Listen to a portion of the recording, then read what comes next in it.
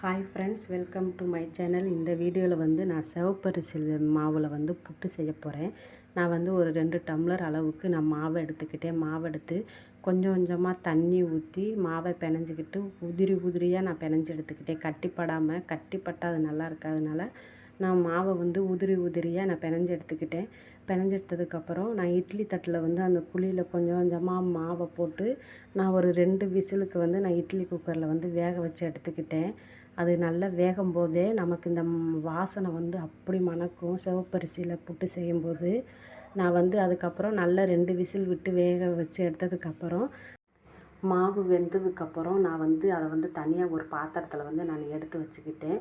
எடுத்து வச்சதுக்கப்புறம் தேங்காய் துருவலும் நான் நாட்டு சர்க்கரையும் தனியாக வச்சுருக்கேன். அந்த நாட்டு சர்க்கரையும் தேங்காய் துருவலையும் அந்த வெந்த புட்டில் வந்து நான் 2யும் போட்டு நல்லா மிக்ஸ் பண்ணி நான் வந்து இனிப்புக்காக தான் நாட்டு சர்க்கரை கலந்துருக்கேன்.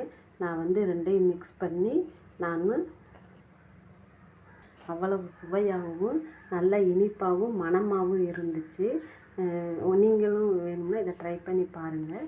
உங்களுக்கு இந்த வீடியோ பிடிச்சிருந்தால் லைக் பண்ணுங்கள், ஷேர் பண்ணுங்கள், மறக்காமல் சப்ஸ்கிரைப் பண்ணிடுங்க.